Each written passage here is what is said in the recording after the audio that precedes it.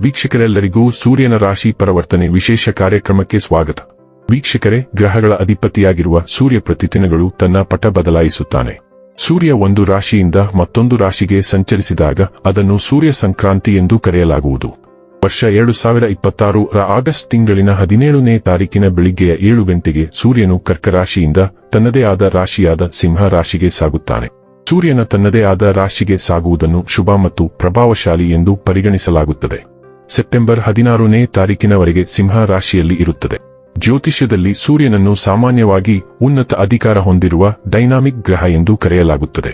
ಈ ಗ್ರಹವು ಪರಿಣಾಮಕಾರಿ ಆಡಳಿತ ತತ್ವಗಳನ್ನು ಸೂಚಿಸುತ್ತದೆ ಮತ್ತು ಇದು ಬಿಸಿ ಗ್ರಹವಾಗಿದೆ ಮತ್ತು ಎಲ್ಲಾ ಭವ್ಯವಾದ ಗುಣಗಳನ್ನು ಸೂಚಿಸುತ್ತದೆ.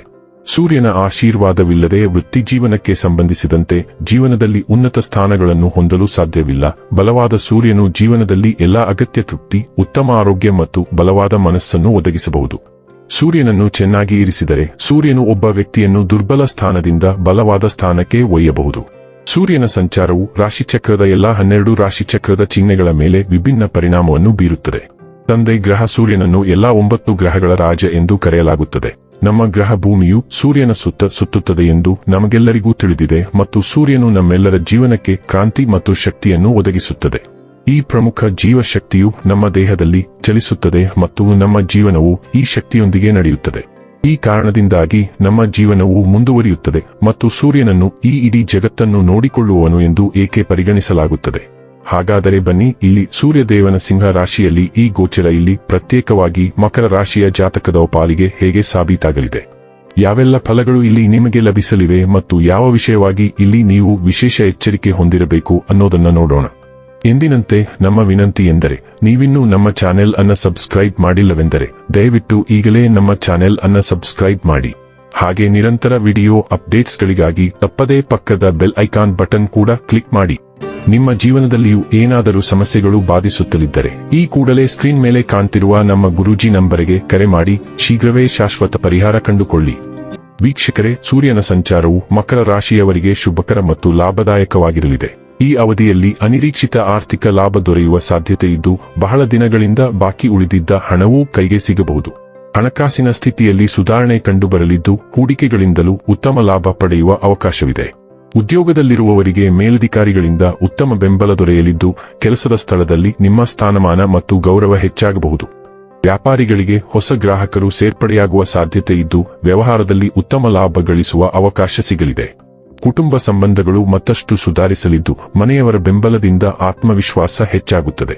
ಒಟ್ಟಾರೆ ಈ ಅವಧಿ ವೃತ್ತಿ, ಹಣಕಾಸು ಮತ್ತು ಕುಟುಂಬ ಜೀವನದಲ್ಲಿ ಸಕಾರಾತ್ಮಕ ಬದಲಾವಣೆಗಳನ್ನು ತರಬಹುದು. ಮಕರ ರಾಶಿಯವರಿಗೆ ಸೂರ್ಯನು 8ನೇ ಮನೆಯಲ್ಲಿರುತ್ತಾನೆ.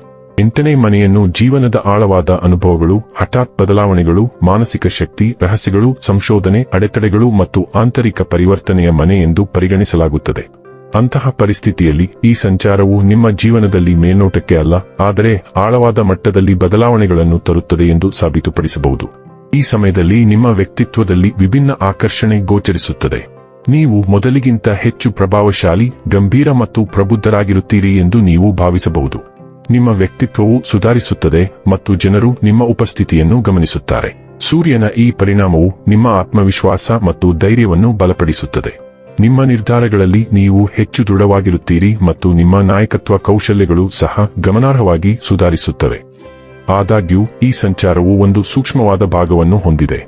ಯಾರಾದರೂ ನಿಮ್ಮ ಆಲೋಚನೆಗಳು ಅಥವಾ ಆಲೋಚನೆಗಳನ್ನು ವಿರೋಧಿಸಿದರೆ ನೀವು ಅದನ್ನು ಸುಲಭವಾಗಿ ಸ್ವೀಕರಿಸುವುದಿಲ್ಲ. ಕೆಲವು ಸಂದರ್ಭಗಳಲ್ಲಿ ನೀವು ಒಳಗಿನಿಂದ ಸ್ವಲ್ಪ ಆಕ್ರಮಣಕಾರಿ ಅಥವಾ ಕಿರಿಕಿರಿಯುಂಟು ಮಾಡಬಹುದು. ಆದ್ದರಿಂದ ಈ ಸಮಯದಲ್ಲಿ ನೀವು ನಿಮ್ಮ ಶಕ್ತಿಯನ್ನು ವಾದಗಳು ಅಥವಾ ಪ್ರತಿಕ್ರಿಯೆಗಳಲ್ಲಿ ಕಳೆಯುವ ಬದಲು ಸ್ವಾಭಿವೃದ್ಧಿಯ ಮೇಲೆ ಕೇಂದ್ರೀಕರಿಸಬೇಕು. ತಾಳ್ಮೆ ಮತ್ತು ಸಂಯಮವು ಈ ಸಂಚಾರದ ದೊಡ್ಡ ಮಂತ್ರವಾಗಿರುತ್ತದೆ. ಈ ಸಮಯದಲ್ಲಿ ನಿಮ್ಮ ಮಾತಿನ ಮೇಲೆ ನಿಮಗೆ ಉತ್ತಮ ನಿಯಂತ್ರಣವಿರುತ್ತದೆ.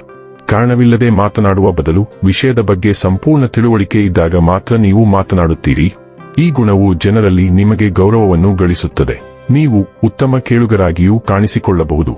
ಸಾಮಾಜಿಕ ಜೀವನದಲ್ಲಿ ನಿಮ್ಮ ಚಟುವಟಿಕೆ ಹೆಚ್ಚಾಗುತ್ತದೆ ಮತ್ತು ಜನರು ನಿಮ್ಮ ಸುತ್ತಲೂ ಹಾಯಾಗಿರುತ್ತಾರೆ. ಆರ್ಥಿಕವಾಗಿ ಈ ಸಮಯ ಸಾಮಾನ್ಯಕ್ಕಿಂತ ಉತ್ತಮವಾಗಿರುತ್ತದೆ, ಆದರೆ ಕೆಲವು ವೆಚ್ಚಗಳು ಹೆಚ್ಚಾಗಬಹುದು. ನಿಮ್ಮ ಸೌಕರ್ಯ, ಅನುಕೂಲತೆ, ಜೀವನ ಶೈಲಿ, ವ್ಯಕ್ತಿತ್ವ ಅಥವಾ ವೈಯಕ್ತಿಕ ಆದ್ಯತೆಗಳಿಗೆ ಸರಿಹೊಂದುವ ವಿಷಯಗಳಿಗೆ ನೀವು ಹಣವನ್ನು ಖರ್ಚು ಮಾಡಬಹುದು. ಆದ್ದರಿಂದ ನೀವು ಬಜೆಟ್ ಮಾಡಿ ಅದಕ್ಕೆ ಅಂಟಿಕೊಳ್ಳುವುದು ಉತ್ತಮ. ಇನ್ನು ಕೊನೆಯದಾಗಿ ಈ ದಿನಗಳಂದು ಮಾಡಿಕೊಳ್ಳಬೇಕಾದ ಉಪಾಯಗಳ ಕುರಿತು ನೋಡುವುದಾದರೆ ಮಂಗಗಳಿಗೆ ಬಾಳೆಹಣ್ಣು ತಿನ್ನಿಸಿ. ವೀಕ್ಷಕರೇ, ಇದಾಗಿತ್ತು ಮಕರ ರಾಶಿಯ ಜಾತಕದವರ ಸೂರ್ಯನ ರಾಶಿ ಪರಿವರ್ತನೆಯ ಮಾಹಿತಿ ಇಷ್ಟವಾದರೆ ವಿಡಿಯೋವನ್ನು ಲೈಕ್ ಮತ್ತು ಶೇರ್ ಮಾಡಿ. ಹಾಗೆ ಚಾನೆಲ್ ಸಬ್ಸ್ಕ್ರೈಬ್ ಮಾಡುವುದರ ಜೊತೆಗೆ ನಿರಂತರ ವಿಡಿಯೋ ಅಪ್ಡೇಟ್ಸ್ಗಳಿಗಾಗಿ ಪಕ್ಕದ ಬೆಲ್ ಐಕಾನ್ ಕ್ಲಿಕ್ ಮಾಡಿ.